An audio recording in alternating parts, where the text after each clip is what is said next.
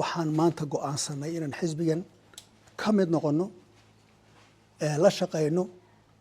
waxa kale oo ku boorinaynaa dadka reer Somaliland inay iyaguna arrinta naga aqbalaan oo ay xisbiga u voteeyaan madaxweyne cirana u voteeyaan anaga waxa naga go'an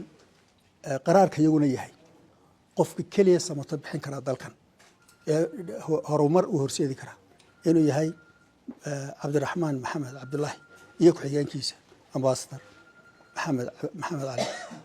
laakiin waxaanu ku matalaa halkan imaatinkayaga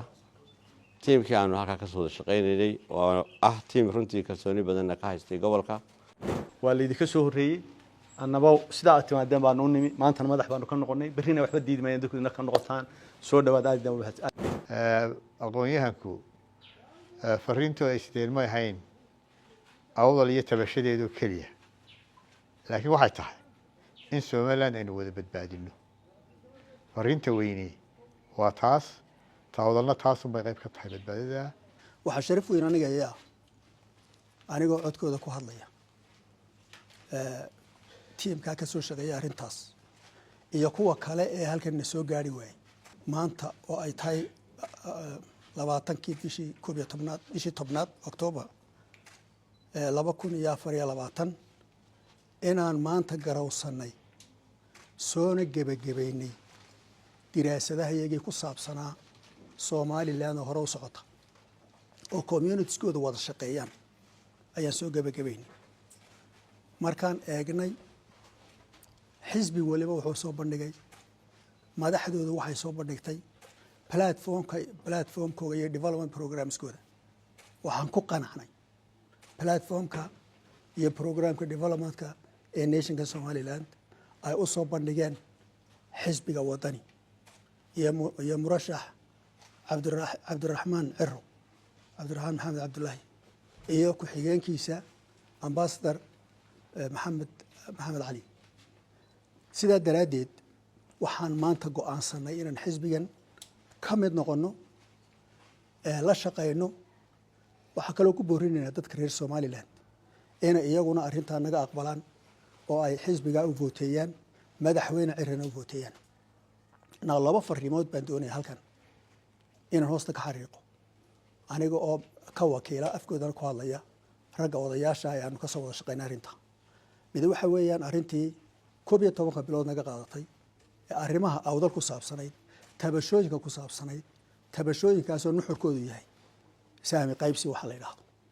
awood qaybsi saami qaybsi mid siyaasadeed iyo mid dhaqaale in badan ba arrinta laga soo shaqeeyay waan soo lafaguray waan ka soo shaqeynay iyadoo ka soo shaqeysana si general waxaan ugu dhiibnay madaxda wadani ayaan u dhiibnay waana ay naga gudoomeen waxana aan isla garanay marka waqtigeedu yimaado arrinta in dhinacyada ka soo fadhiisano isla lafaguro wixii laga qaban karayo oo sanbanaana aan ka qabano ayaa ku soo heshiinay waxa kale oo fariin u diray dadka reer Somaliland maanta Somaliland runtii waxay maraysaa meesha af Ingiriisiga lagu yiraahdo crossroads ama meel cidhiidhiya ayay runtii maraysaa samata bixin baa dalkan u baahan yahay anaga waxa naga go'an qaraarka iyaguna yahay qofka kaliya samata bixin kara dalkan horumar u horseedi kara inuu yahay Cabdiraxmaan Maxamed Cabdullaahi iyo ku xigeenkiisa ambassador Maxamed Ali sida daraadeed dadka waxaan ku boorinaynaa inay nagala soo qayb galaan dhismaha wadani iyo madaxda wadani ee murashax Cabdiraxmaan waxaan ku darayaa kaliya ku soo gabagabeynaya dalkeenani dhibaato ku jira khayraad badanna waa leena khayraadka roobka daaya iyo sanadka wanaagsan haddaynan inagu shaqo la iman haddaynan shaqo gelin la iman shaqo abuur la iman haddaynan dhaqaalaheena sare u qaadin haddaynan adduunyada la tis qaadin ee inagu aan si iskugu jeedo weligeed waxay noqonaysaa halkan taagnay ilaa weligeed ayaan taagnayna waxa noo muuqata anaga qorrax soo baxaysa noo muuqata qorraxda soo baxaysa ayay tahay dab lagu qabsaday inaan hareeraha iska taagno waxaan ku faraxsanahay kale dadka reer Somaliland maanta inay kaga duwan yihiin jaararkeena inay vote u dareeriyaan oo qof walba fartiisa uu ku dooranay cid ku dooranay taasaynu adduunka kaga duwanahay dad badan baan kaga duwanahay waan idinku hambalyeynaya waxaan idinka baryaynaa anaga oo runtii doonayna kaliya inay Somaliland hore u socoto dhaqaalahoodu kobco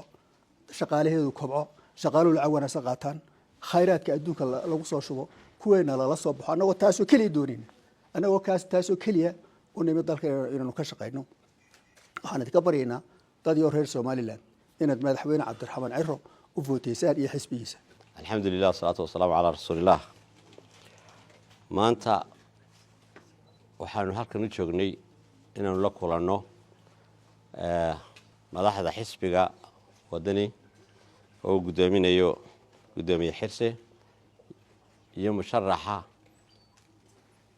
madaxweyne mudane cabdiraxmaan maxamed cabdilaahi ciro iyo musharax ku-xigeen ambasador maxamed cali aw cabdi waxaanu ahayn guddi aqoon-yahana oo reer awdal ah oo muddo ka soo shaqaynayey gobolka bulshada gobolkan in badan ka soo sameeyey daraasad badan oo ku saabsan si ay u sii jirto somalilan wax wada leh oo hore u socota oo sii jirta adkaynta wadajirka iyo wada noolaanshaha somalilan awdal oo in badan laga hayay tabashooyinna bal aanu soo ururino waxa u gaarka ah arrintii waxay nala xushay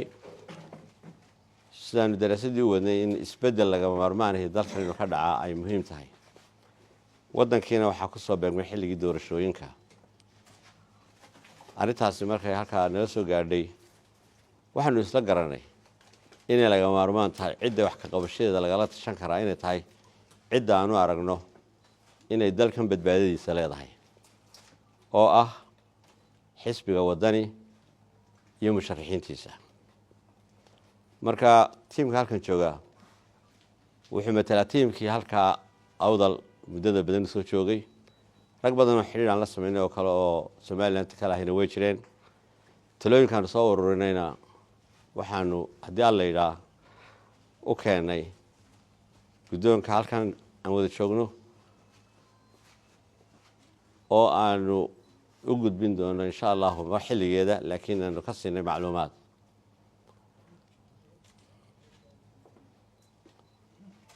iyada oo waxoogaa intaa ka faahfaahsan kolley waa la iga dambeyn haddii alla yidhaa laakiin waxaanu ku matalaa halkan imaatinkayaga tiimkii aanu halkaa ka soo wada shaqaynaynay oo ah tiim runtii kalsooni badanna ka haystay gobolka oo naga dalbaday in fariintooda la gaadhsiiyo halka ugu sarreysa maanta waanu keennay halkii ugu sarreysay waxaan aada iyo aada ugu faraxsannahay inay rajadii shacabka ee xisbiga wadani ku baaqayay iyo musharaxiintii aan doonaynay inay badbaadada qaranka maanta ama somalilan ay noqdaan oo lagu midoobo oo la isugu yimaado inay iyaguna garwaaqsadeen iyagoo weliba dadkoodii lasoo tashaday ee gobolkii talageliyey aan intan joogta ahayna matelaya rag kale oo qoorweyna matelaya inay garwaaqsadeen fariintaana ay iyagoo xambaarsan noo yimaadeen iyagoo ay weheliso lixajecladii dalka ay ka leeyihiin ee ay tilmaameen iyo sidoo kale xambaarsan tabashadii reer awdal oo nagala hadlay annaguna aanu ajiibnay hadday tahay mid siyaasadeed hadday tahay mid horumar hadday tahay mid saami qaybsi iyo wixii la mida waqtigeedana insha allahu tacaala laga wada hadli doono wixii detailisa aad iyo aad baan usoo dhaweynaynaa dhammaan intan joogta iyo inta maqan ee ay iyagu matelayaan aad baan usoo dhaweynaynaa waa ku faraxsannahay inay xisbiga ka qayb noqdeen oo xisbiga kusoo biireen islamarkaana ay dhisaan somaliland ugu baaqaan musharaxiinta inay dhisaan aad iyo aad baan ugu faraxsannahay mar labaad iyo mar saddexaad waxaan leenahay soo dhawaada xisbi aan laydinka lahayn waa laydinka soo horreeyey annaba sidaa aad timaadeen baanu u nimi maantana madax baanu ka noqonnay berrina waxba diidi maayeen dadku idinka noqotaan soo dhawaad aad iyo aadna mahadsanto farxad weyn bay ii tahay ragga aqoon-yahanka ah ee waayo aragga ah ee caalamka iyo gudahaba ka soo shaqeeyey ee ka soo jeeda gobolka awdal ee maanta halkan jooga ee daraasadda dheer ee muddada sanadku dhawaada soo sameeyey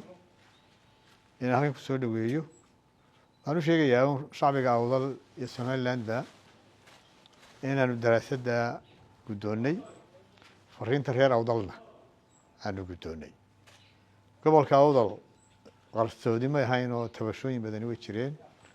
hadday sii yihiin siyaasi iyo horumar iyo saami qaybsiba laakiin si laal xaadhan oo qalbi furan baan kusoo dhaweyneynaa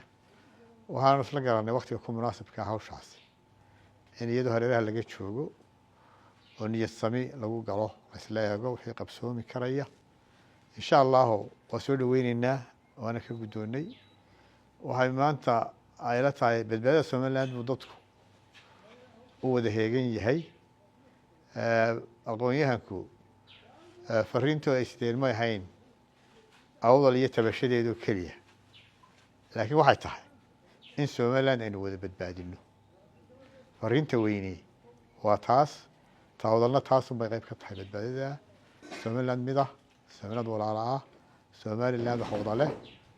baanu soo dhaweyneynaa insha allahu dee xilli doorashaynu ku jirnaa waxaana kaloo uga mahadnaqayaa in ay dee doorteen markay wax badan qiimeeyeen inay musharaxa iyo musharax ku-xigeenkana taageeraan iyagoo matalaya shacbigoodii oo aan shaksiyaad ahayn waxaan kaloo uga mahadnaqayaa inay dee goosteen oo u arkaan xisbiga waddan inuu yahay xisbi badbaado sidaa daageedna ay kusoo u taageerayeen aada iyo aad baan uga mahadnaqayaa sharciga wadalna waan umahadnaqayaa wanigi dhawaa ka nimi waxaan uga mahadnaqaynaa sidii mugga lahayd ee miisaanka lahayd ee qalbiga furayd ay noo soo dhaweeyeen insha allahu sida ay noo soo dhaweeyeen baad codkana noogu soo dhaweyn doonaan iyaga iyo somalilandba